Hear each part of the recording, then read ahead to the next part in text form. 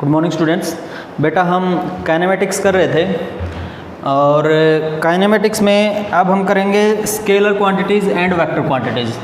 बेटा vector quantities में vector के जो एडिशन वगैरह और मल्टीप्लिकेशन वगैरह जो रूल है ना, एडिशन के जो रूल हैं, वेक्टर के एडिशन के रूल, उसके लिए स्पेशल चैप्टर है काइनेमेटिक्स में, तो वो हम आगे करेंगे। फिलहाल सिंपल स्केलर क्या है और वेक्टर क्या है वही करेंगे, और वेक्टर के जो रूल्स होंगे वो उसके लिए एक स्पेशल चैप्टर है कंप्लीट हमारा, ठीक है, वो हम आगे करेंगे। तो देखो स्केलर क्वांटिटीज़ कौन सी हैं।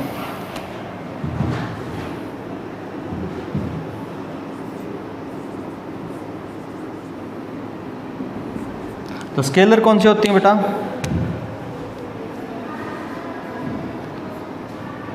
Those quantities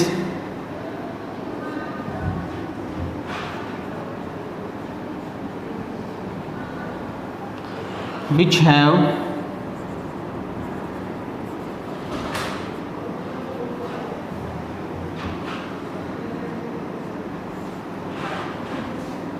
only magnitude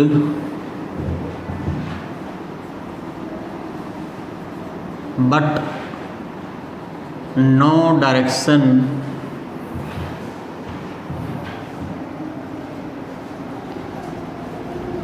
are called scalar quantities। तो बेटा स्केलर क्वांटिटीज़ कौन सी होती हैं? स्केलर क्वांटिटीज़ वो क्वांटिटीज़ हैं जिनके पास केवल मैग्नीट्यूड है, कोई डायरेक्शन नहीं है, ठीक है ना। जो केवल मैग्नीट्यूड रखते हैं लेकिन उनकी कोई डायरेक्शन नहीं होती, कौन सी क्वांटिटी कहलाती हैं? स्केलर क्वांटिटी कहलाती हैं। एग्जाम्पल, फॉर एग्जाम्पल हमारे पास हो गया भाई डिस्टेंस, स्पीड और डिस्टेंस हो गया, स्पीड हो गया, पोटेंशियल हो गया, electric potential,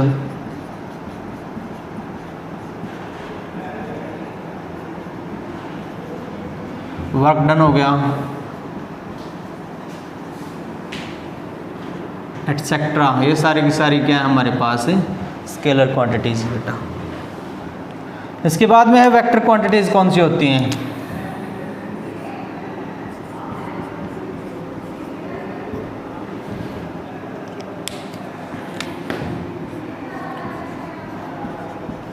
Those quantities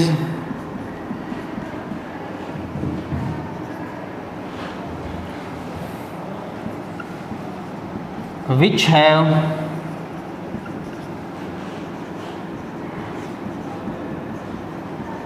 magnitude as well as direction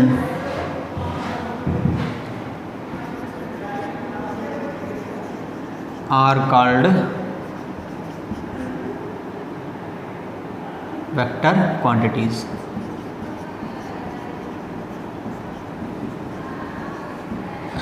तो वो क्वांटिटीज जिनके पास मैग्नीट्यूड भी है और डायरेक्शन भी है वो क्या कहलाती हैं? वेक्टर कहलाती हैं। फॉर एग्जांपल, वेक्टर का एग्जांपल हो गया भाई जैसे हमारे पास डिस्प्लेसमेंट,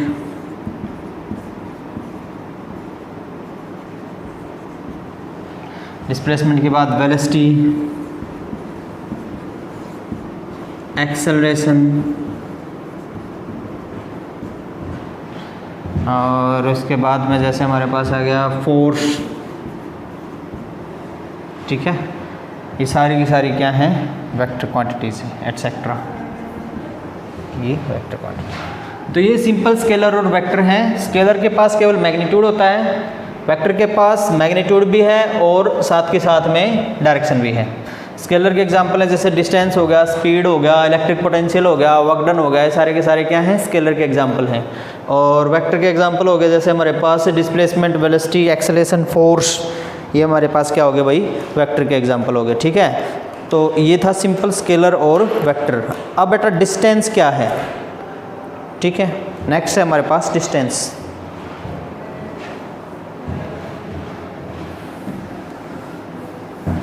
वेक्टर एडिशन के बारे में पूरा चैप्टर है हमारे पास, इसमें वेक्टर की पूरी प्रॉपर्टीज पढ़ेंगे हम, रिजोल्यूशन ऑफ वेक्टर भी पढ़ेंगे, ठीक है, पैरेललोग्राम ला, ट्रायंगल ला, सारा का सारा पढ़ेंगे, वो आगे आएगा, ठीक है।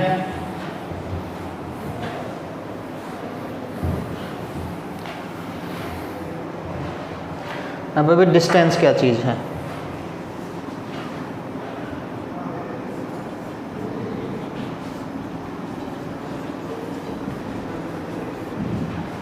तो डिस्टेंस क्या है? दी total path length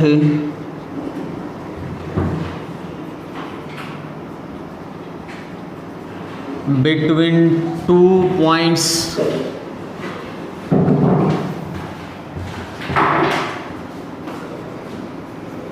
is called distance। तो डिस्टेंस क्या है बेटा? Total path length between 2 points, 2 पॉइंटों के बीच में टोटल जो पाथ लेंथ है उसको हम क्या कहेंगे? डिस्टेंस कहेंगे, ठीक है ना। मान लो जैसे यहाँ ए पॉइंट है, ये बी पॉइंट है, ठीक है, तो इसके इनके बीच में ये भी डिस्टेंस होगी, ये भी डिस्टेंस होगी, इनके बीच में ये भी डिस्टेंस होगी। तो जो टोटल पाथ लेंथ, ये टोटल पाथ लेंथ, ये भी डिस्टेंस है, ये भी डिस्टेंस है, ये भी डिस्टेंस है। तो the total path length between 2 points is called distance. और ये एक स्केलर क्वांटिटी है, इसकी कोई डायरेक्शन नहीं होती। इट इज ए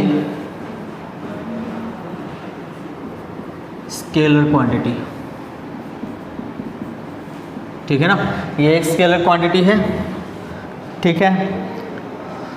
और यूनिट क्या है भाई? यूनिट है इसकी जैसे मीटर, किलोमीटर, ठीक है, माइल्स एटसेट्रा, ये हमारे पास क्या है? यूनिट है, ठीक है।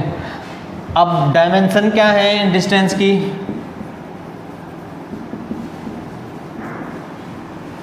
डायमेंशंस हैं भाई 0, 1, 0 और डायमेंशनल फार्मूला है m0 L1 T0, ठीक है। ये हमारे पास क्या है इसका डायमेंशनल फार्मूला। तो ये है डिस्टेंस के बारे में। अब इसके बाद है हमारे पास बेटा डिस्प्लेसमेंट। तो देखो डिस्प्लेसमेंट क्या होती है।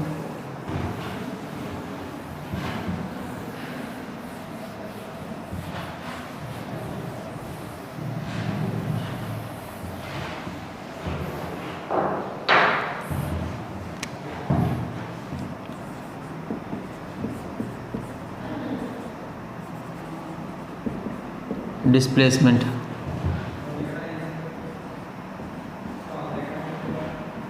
The shortest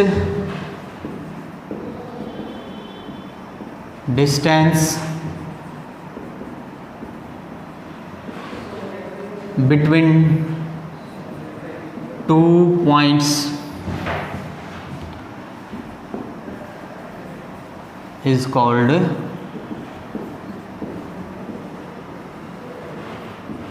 displacement. तो डिस्प्लेसमेंट क्या है? छोटी से छोटी डिस्टेंस 2 पॉइंटों के बीच में क्या कहलाती है? डिस्प्लेसमेंट कहलाती है। थोड़ी देर पहले हमने जो एग्जांपल लिया था जैसे ए और बी के बीच वाला, अब जैसे ए और बी 2 पॉइंट हैं, एक तो डिस्टेंस ये होगी इनके बीच में, एक ये होगी, एक ये होगी, तो ये अलग अलग डिस्टेंस थी।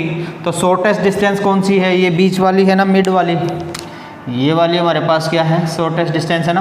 तो इसको हम क्या कहेंगे? डिस्प्लेसमेंट कहेंगे। किसके बीच में? ए और बी के बीच में। तो shortest distance between 2 points is called displacement, ठीक है। अब ये क्या है कि वेक्टर क्वांटिटी है। It is a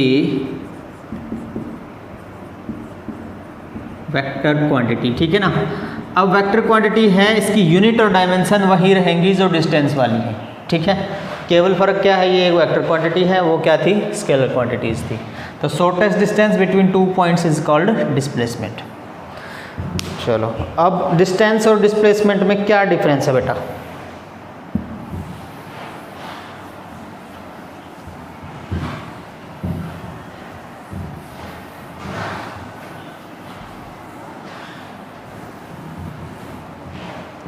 Difference between distance and displacement.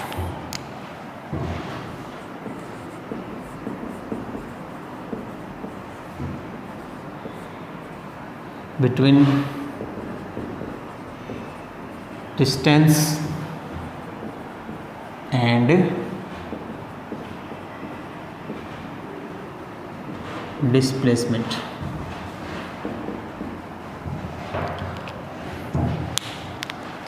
एक तरफ डिस्टेंस लिख लो, एक तरफ डिस्प्लेसमेंट लिख लो।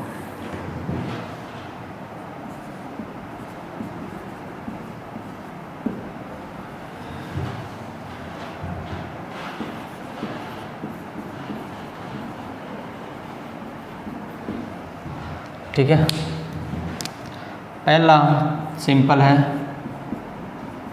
It is a scalar quantity.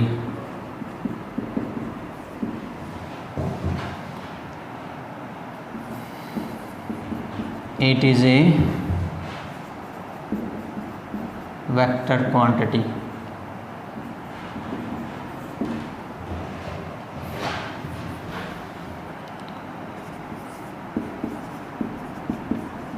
Distance can never be less than displacement. Distance displacement के बराबर हो सकती है, कभी उससे छोटी नहीं हो सकती। Displacement can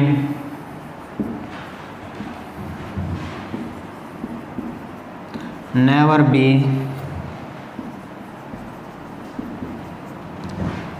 greater than distance. ठीक है, थर्ड,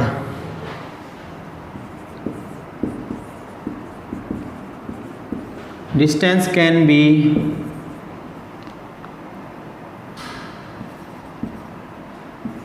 ओनली पॉजिटिव। डिस्टेंस हमेशा कैसी होगी?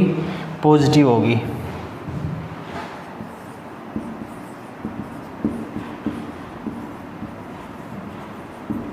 Displacement can be positive, negative और ज़ीरो। तो डिस्प्लेसमेंट पॉजिटिव भी हो सकती है, नेगेटिव भी हो सकती है और ज़ीरो भी हो सकती है। ठीक है, तो डिस्टेंस तो क्या है? Shortest distance. और डिस्टेंस तो क्या है? दो पाथ, टोटल पाथ लेंथ है। ठीक है, बिटवीन 2 पॉइंट्स। और डिस्प्लेसमेंट क्या है? Shortest distance between 2 points. ये लिख लो, एक पॉइंट बन जाएगा ये भी। तो फोर्थ पॉइंट क्या है? ये तो है total path length between 2 points. और ये क्या है? दी शॉर्टेस्ट डिस्टेंस बिटवीन 2 पॉइंट्स। ठीक है बेटा, तो ये कुछ डिफरेंसेस हैं डिस्टेंस और डिस्प्लेसमेंट में। ठीक है,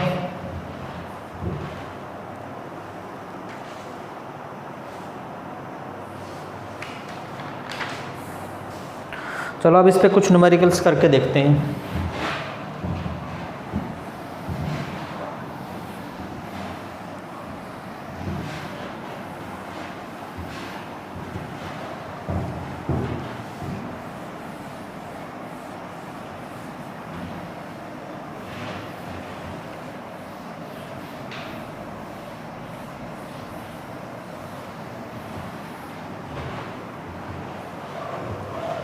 देखो इस तरह से आ सकते हैं बेटा question.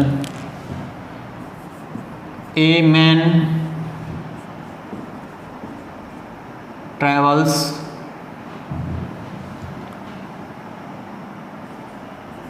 Four metre towards north and then 4 meter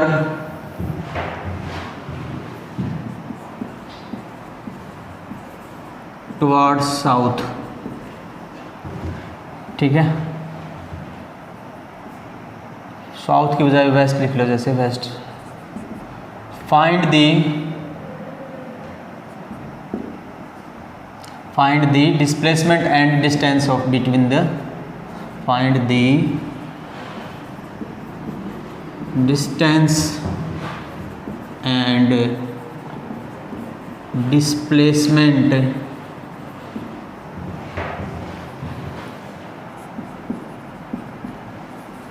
travelled by the man. देखो कैसे करोगे।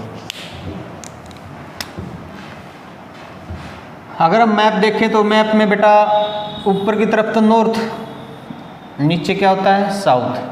अगर हम मैप देखें तो मैप में देखते हैं कि ऊपर की तरफ तो नॉर्थ है, नीचे क्या है साउथ है। अब इस तरफ ईस्ट होता है और इस तरफ क्या होता है वेस्ट होता है, ठीक है। चलो अब हमारे पास क्या दे रखा है, एक आदमी है, ओरिजिन ये मान लो, जैसे ओरिजिन से चला 4 मीटर तो कहाँ चला नॉर्थ की तरफ, तो ये मान लो जैसे ये हमारे पास 4 मीटर चल पड़ा कहाँ नॉर्थ की तरफ भाई, ठीक है। अब फिर बोलता है कि 4 मीटर नॉर्थ के बाद वो 4 मीटर फिर वेस्ट की तरफ चलता है, यहाँ से वो 4 मीटर वेस्ट की तरफ चल पड़ा, ठीक है, यहाँ पहुँच गया। अब क्या पूछ रखा है कि भाई डिस्प्लेसमेंट और डिस्टेंस बताओ, तो डिस्टेंस तो कितना होगा 4 + 4 8 मीटर, तो डिस्टेंस होगी बेटा 4 मीटर + 4 मीटर कितना हो गया 8 मीटर होगी। अब आगे क्या बोल रहा है डिस्प्लेसमेंट बताओ, तो डिस्प्लेसमेंट क्या होगी, ये जो शॉर्टेस्ट डिस्टेंस है ना इनिशियल और फाइनल पॉइंट के बीच में, ये फाइनल पॉइंट मान लो जैसे B और ये ओरिजिन इनिशियल पॉइंट हो गया, ठीक है, और ये पॉइंट मान लो जैसे A, तो डिस्टेंस तो क्या होगी, डिस्टेंस तो होगी हमारे पास OA + AB, और डिस्प्लेसमेंट हमारे पास क्या बनेगी, डिस्प्लेसमेंट होगी O से डायरेक्ट B OB, ठीक है। अब इस OB की वैल्यू कैसे निकालोगे, ये एक राइट एंगल ट्रायंगल बन गया, OB इसका हाइपोटेनस हो गया, पाइथागोरस थ्योरम का यूज़ करेंगे तो हमारे पास OB की वैल्यू आ जाएगी। तो OB की वैल्यू कितनी है, पाइथागोरस थ्योरम की हेल्प से 4² + 4² है ना, 4² + 4² उसका √, तो कितना आया भाई √32, तो मतलब 16 × 2, 16 का √4, तो 4√2 आंसर आ गया भाई, ठीक है। √2 की वैल्यू 1.414 होती है, तो इसको हम लिख सकते हैं 4 × 1.414, ठीक है। तो करो मल्टीप्लिकेशन, 5.6 आ गया ये मान लो, तो 5.6 मीटर तो हमारे पास क्या आ गई डिस्प्लेसमेंट, और 8 मीटर क्या आ गई डिस्टेंस आ गई बेटा, ठीक है। आसान सा क्वेश्चन था, इस टाइप के क्वेश्चन आ सकते हैं। चलो एक और क्वेश्चन है,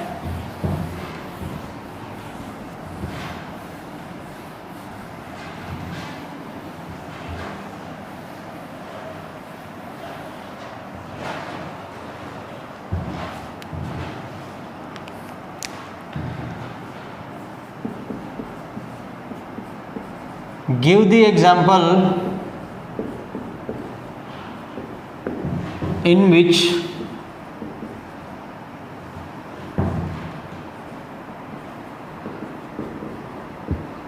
distance is 0, the distance is not 0 but the displacement travelled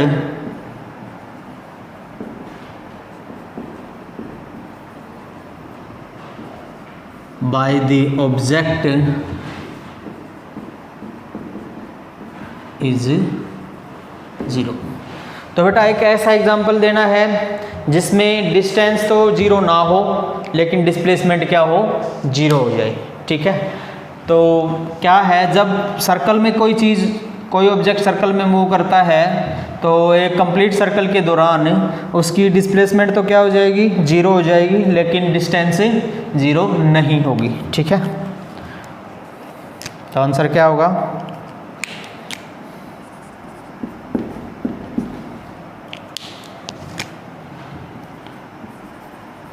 When any object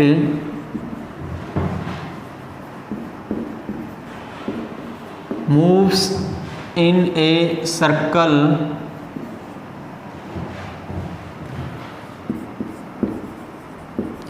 then in a complete revolution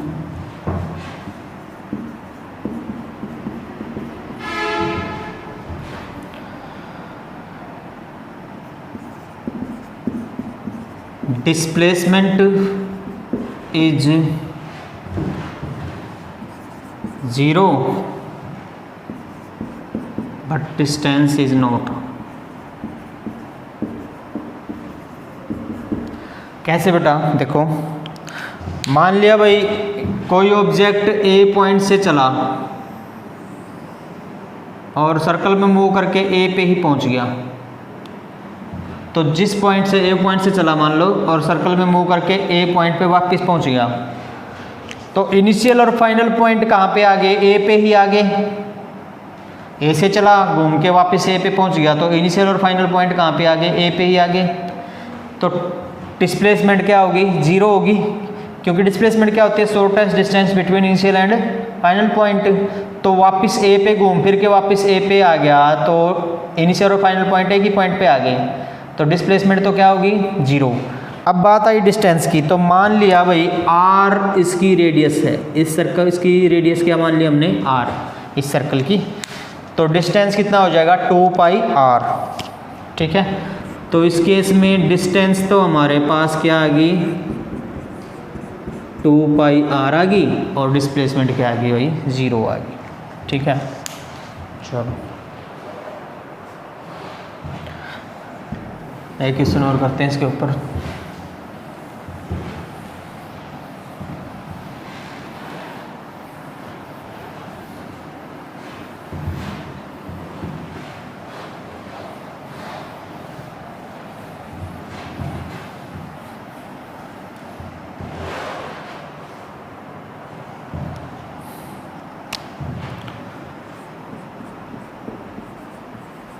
Find the distance and displacement traveled by any object in half revolution. ठीक है, half revolution में, half revolution of circle of radius r। तो r radius का कोई circle है, उसके half revolution में distance क्या होगी और डिस्प्लेसमेंट क्या होगी, ये पूछ रखा है। तो ये मान लो जैसे हाफ रिवॉल्यूशन होगी भाई, रेडियस कितनी होगी? r, ये पॉइंट A, ये पॉइंट B। तो डिस्टेंस तो क्या होगी बेटा इस केस में? πr हो जाएगी, हाफ सर्कमफ्रेंस होगी, कंप्लीट तो 2πr हो गया, तो ये हाफ ही है, तो कितनी हो जाएगी? πr। ठीक है, और डिस्प्लेसमेंट